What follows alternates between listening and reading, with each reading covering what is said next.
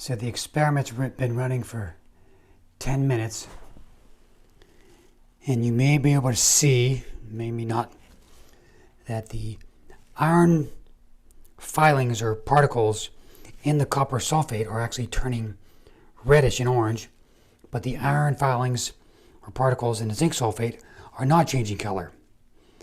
So because I have a sense, or because I know that copper is reddish orange, I'm going to make the bold prediction or bold conclusion that copper is forming on the iron. And so the iron is pulling copper out of the copper sulfate solution, and iron is going into copper sulfate solution. And this is not happening here. So the iron is not pulling zinc out of solution, and iron is not going into solution. So while not a super rigorous, super intense reaction, and that kind of makes sense for reasons we'll touch on in a second. So while not super explosive or super vigorous, we have clear results here, and it took a few minutes. But iron reacts with copper sulfate, but iron does not react with zinc sulfate. And hopefully you were able to predict that based on this reactivity series. So copper wants to be, what this means is that because copper is less reactive than iron, it wants to become an element more than iron wants to become an element. So iron will react with copper sulfate, but zinc is more happy in its reacted state. So iron is not strong enough to kick out zinc from its reacted state of zinc sulfate. So let me write these two equations down. Really, there's only one chemical reaction to model with a chemical equation. So let's do that one first. So when iron reacts with copper sulfate, so iron solid plus copper sulfate aqueous. This was a displacement reaction where iron kicked out the copper. So copper is set free, and the more reactive iron is happy bonding with the sulfate.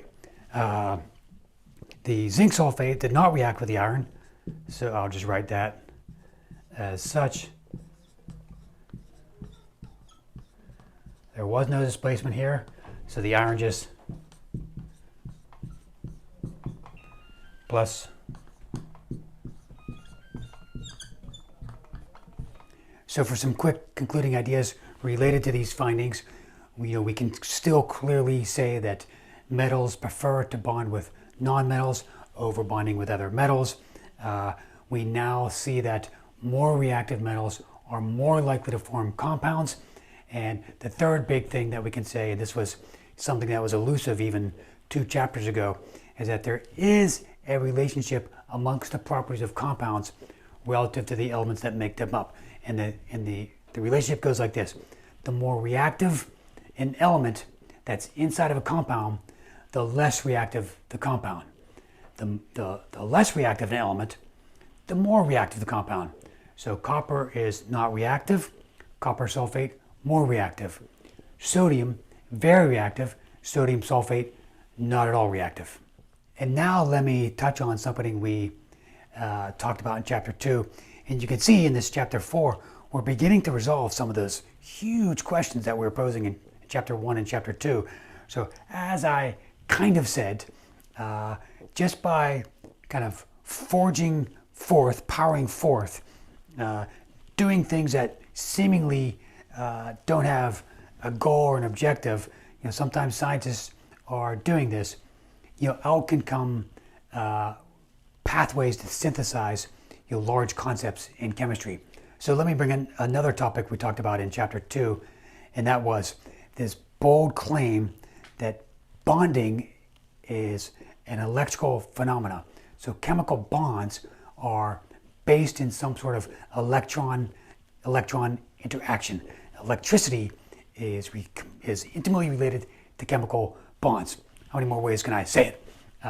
So let's revisit this idea.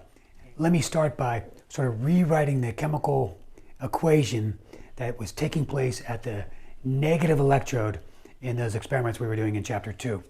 So you might recall that copper 2 plus was joining up with 2 electrons to become copper metal. And you may recall that we had written something like this down too. Zinc 2 plus was being neutralized by electrons streaming in from the battery to become zinc metal. So what this may insinuate is that if adding electrons to a copper cation pulls copper out of its reacted state, it was with sulfate, so it was copper sulfate. So if electrons add to copper to pull it out of its sort of compound or bonded or reacted state, is the opposite true? If I take away electrons from a metal, so if I take away electrons from copper, from zinc, from magnesium, aluminum, is that how they end up in a bonded or compound state? Let me say that again. If I take electrons away from a metal, and so it becomes positive, if I take negative charge away and it becomes positive, is that what's happening when it reacts with something to form a compound? So what this suggests is that chemical reactivity, or the formation of compounds, could be metals giving up electrons, so they become positive. The electrons go to the non-metal, the sulfate or the chloride or something like that. And so you have this negative non-metal with this positive metal, and they form a compound. And so in sodium chloride, table salt, is sodium metal giving up its electrons to chlorine. Then you have a positive sodium and negative chlorine. They come together and they form table salt. And further, could we make the claim that the more reactive the metal, the more likely it is to give up electrons? In fact, is that the definition of reactivity? And is that what distinguishes something that's more reactive from something that's less reactive? Is a more reactive metal more likely to give up electrons than a less reactive metal? Of course, that's just me saying this right now. Let's run an experiment to see if we can prove or disprove this idea.